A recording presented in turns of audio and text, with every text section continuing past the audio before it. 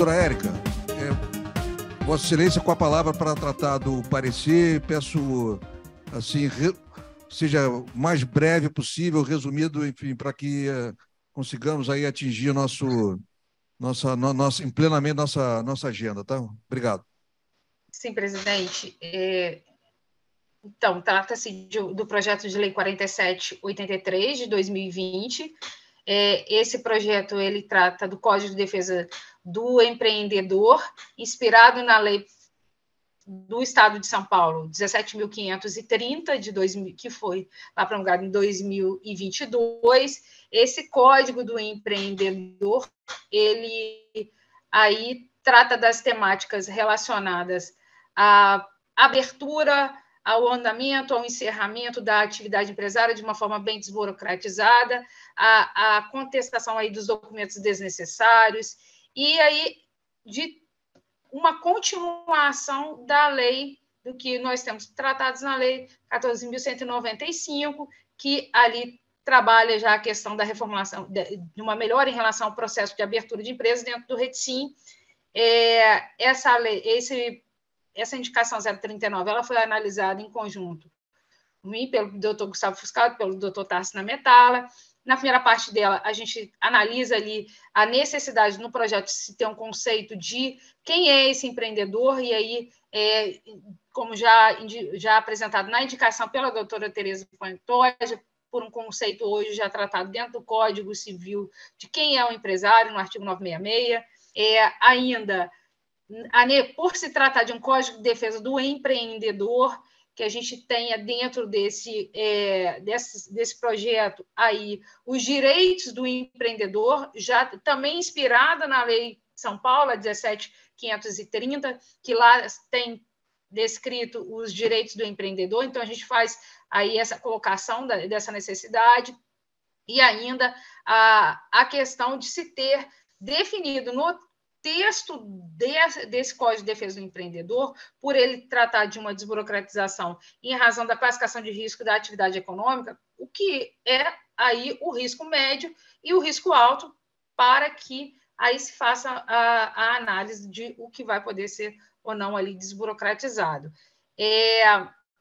Foi feita análise ainda do seu artigo 5º, que traz aí os deveres do Estado, e aí com uma análise bem pormenorizada, feita inclusive pelo doutor Tarso Nametala, relacionada aí à parte de se ter a questão da licitação, com aí a lei da concorrência. O doutor Tarso fez uma análise comparativa com essas leis, verificou que não haveria ali nenhuma infringência nesse artigo 5º, que trata dos deveres do Estado.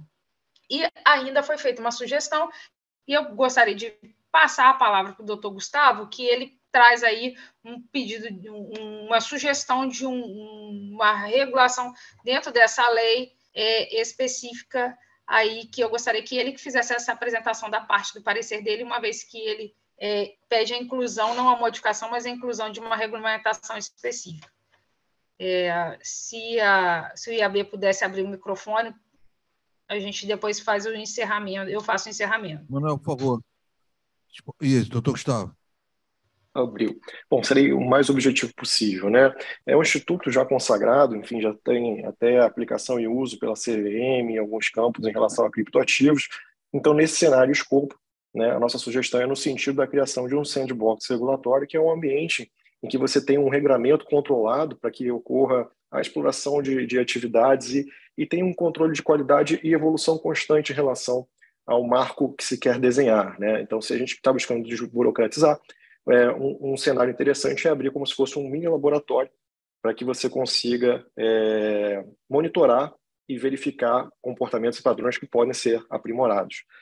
Tem sido consagrado no modelo internacional e aqui no Brasil já tem aplicação e uso. Então, verificamos que no estado de São Paulo também houve um entendimento nesse mesmo sentido, e parece que lá a experiência está funcionando muito bem. Então, o nosso entendimento aqui, encaminhamento, é no mesmo sentido, para que em situações análogas, né, a gente possa dar soluções análogas, né? Seria perfeitamente aplicável aqui o caso, a aplicação de um sandbox regulatório para essa experienciação positiva em relação ao empreendedor. Ok. A conclusão ela é parcialmente favorável, com a recomendação de alteração de alguns dispositivos.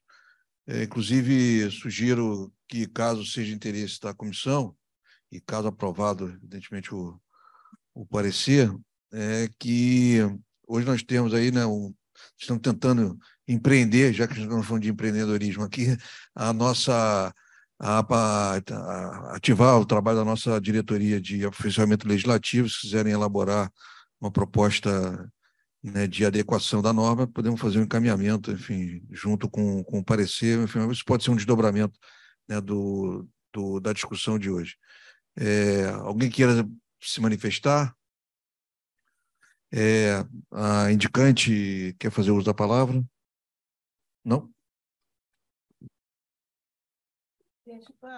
Só um comentário de que, efetivamente, a visão que a indicante tinha desse projeto de lei, no sentido de uma total superfluidade, por exemplo, de dizer que as coisas têm que se processar no veso constitucional, porque não há outro veso, não há outra forma de processar lei nenhuma que não seja sob a hegemonia da Constituição e tudo mais. Então, é uma série de disparates, e agora algo nele aproveitável, como foi concluído há certos mínimos pontos aproveitáveis, como foi concluído pelos ilustres membros da comissão. O que ocorre é que, evidentemente, nós somos de um país, né, presidente, em que tem muito legislador, talvez desocupado, entre nós.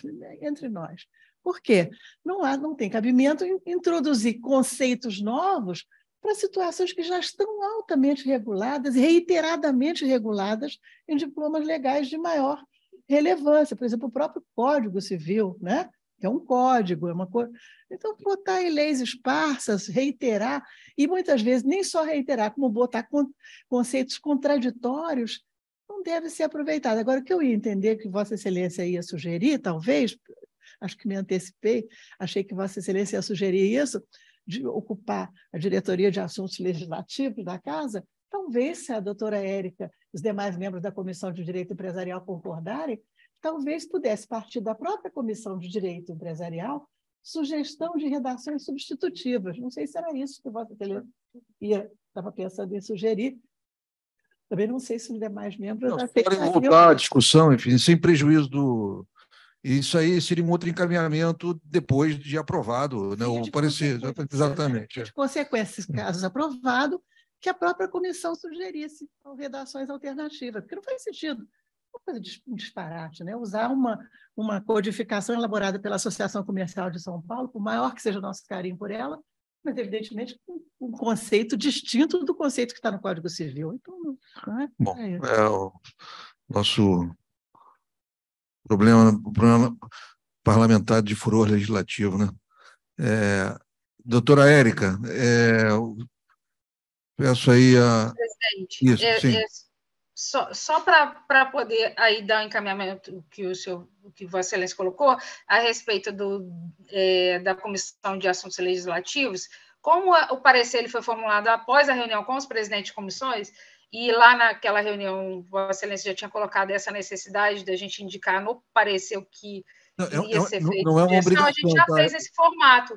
Então, assim, okay. O parecer ele já vem com as indicações do que tem de sugestão para modificar.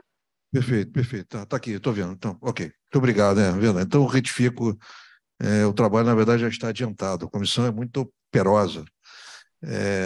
Bom, feitos os devidos esclarecimentos, a conclusão é para, né, que o projeto sofra algumas alterações pontuais. Se não houver objeção, eu dou por aprovado e parabéns aí à comissão pelo trabalho. Muito obrigado.